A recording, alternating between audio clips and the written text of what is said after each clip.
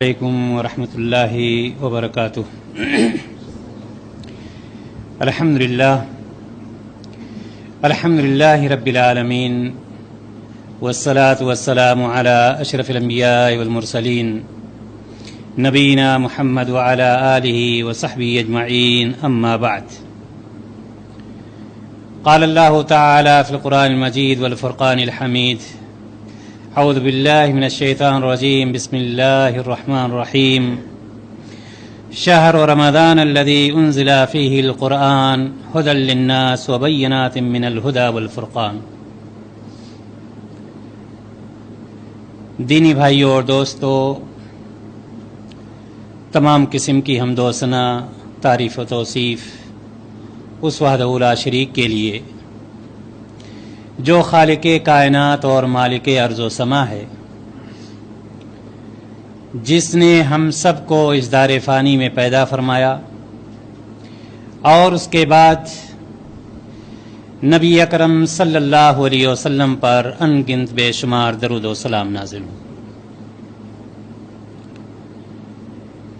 آج کی اس محفل میں اللہ تبارک و تعالیٰ کی توفیق سے رمضان المبارک سے متعلق بہت ساری باتیں آپ کے سامنے پیش کی جائیں گی۔ سب سے پہلے ہم استقبال رمضان کے متعلق کچھ باتیں پیش کرنا چاہیں گے۔ اللہ رب العزت قرآن مقدس میں ارشاد فرماتا ہے، شہر رمضان الذی انزل فیہ القرآن، یہ مہینہ رمضان کا وہ مبارک مہینہ ہے جس میں اللہ رب العزت نے قرآن مقدس جیسی کتاب کو نازل فرمایا ہے۔ ھدی للناس، جو لوگوں کے لیے کتاب مکمل ہدایت ہے، وبینات من الھدی والفرقان، اور اس کتاب میں کھلی کھلی دلیلیں موجود ہیں ہدایت کی اور حق کو ناحق سے پہچاننے کی۔ اللہ رب العزت نے ہمارے اور آپ کے لیے یہ مقدس کتاب نازل فرمایا ہے۔ اس مہینے میں جو مہینہ ہم اور آپ جس مہینے کو رمضان المبارک کے نام سے یاد کرتے ہیں، آپ اس بات سے بخوبی واقف ہیں کہ اللہ تبارک و تعالی نے 12 مہینے پیدا کیے، لیکن ہم کسی اور مہینے کے استقبال کے لیے نہ کوئی مجلس کرتے ہیں واعظ و نصیحت کے لیے، نہ ہم اتنی زیادہ تیاری کرتے ہیں۔ سب سے پہلے ہم یہ دیکھتے ہیں کہ استقبال کہتے کس کو۔ استقبال کا مطلب ہوتا ہے کسی کی آمد میں، کسی کی آمد کے وقت اس کے استقبال میں اپنے آپ کو پیش کرنا، اس کا احترام کرنا، اس کا خیال کرنا، وہ جس لائق ہے اس کے حساب سے اس کا اہتمام کرنا۔ لیکن سوال یہ ہے کہ 12 مہینوں میں سے ایک مہینہ 11 مہینوں کا استقبال نہیں، اور اللہ رب العزت خود قرآن مقدس میں ارشاد فرماتا ہے، ان عدت الشہور عند اللہ 12 شہرا فی کتاب اللہ، کی مہینوں کی گنتی اللہ تبارک و تعالیٰ کے نزدیک اللہ تعالیٰ کی کتاب میں 12 ہے۔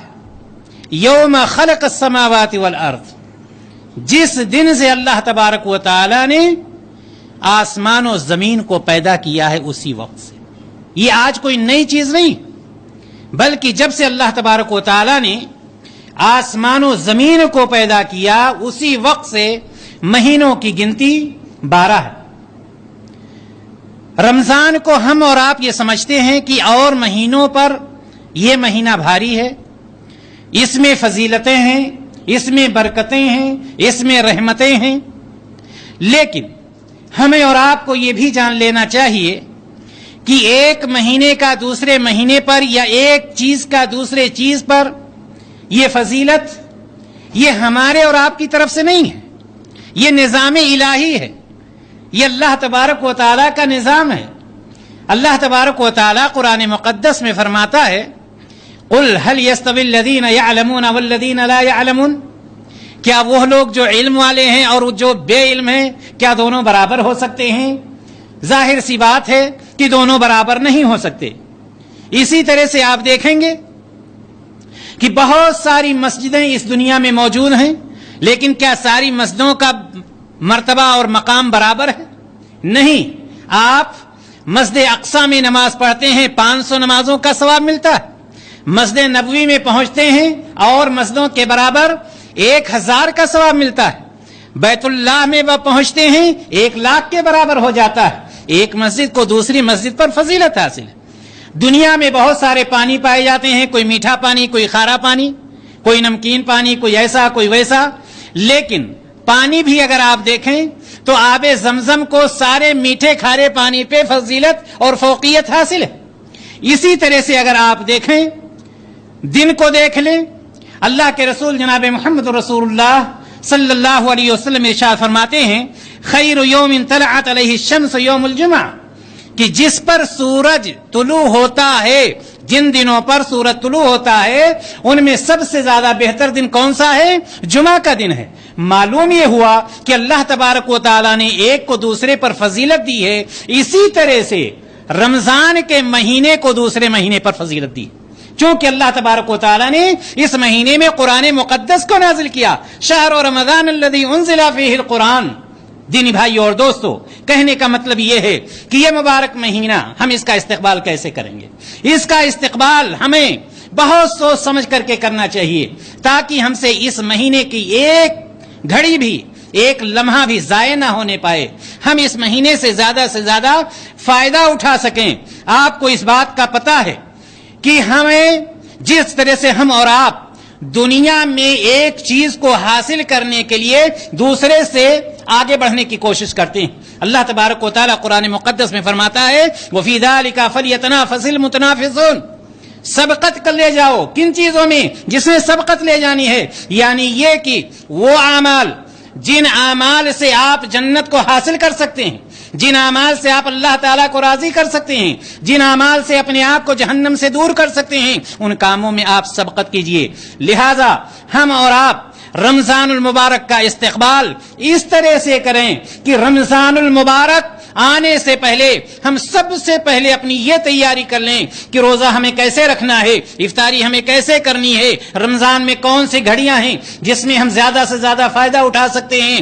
اگر ہمیں معلوم نہیں تو اللہ تبارک و تعالیٰ فرماتا ہے فَاسْأَلُوا أَهْلَ الذِّكْرِ إِن كُنتُمْ لَا تَعْلَمُونَ، اگر نہیں جانتے ہو اہل علم کے پاس جاؤ۔ اور آج کی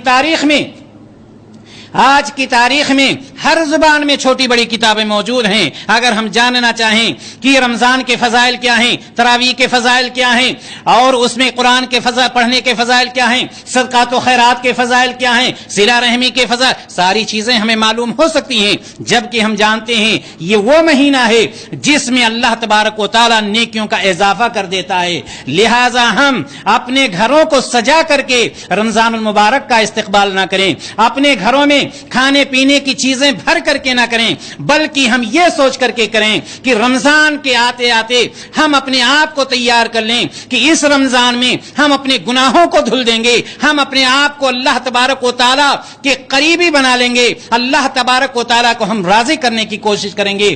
شرح صدر کے ساتھ ہم یہ سوچ کر چلیں کہ ہم اپنے ماں باپ کے ساتھ، اپنے پڑوسیوں کے ساتھ، رشتہ داروں کے ساتھ صلہ رحمی کریں گے، صدقہ و خیرات کریں گے، تراویح کی نماز پڑھیں گے۔ اس طرح سے ہم ایک شیڈول تیار کریں رمضان المبارک کے آنے سے پہلے۔ اگر ہم اس طرح سے استقبال کرتے ہیں تو سمجھیے کہ ہم اپنے آپ کو تیار کر رہے ہیں اللہ تبارک و تعالیٰ کے لیے اور اللہ تبارک و تعالیٰ کو راضی کرنے کے لیے۔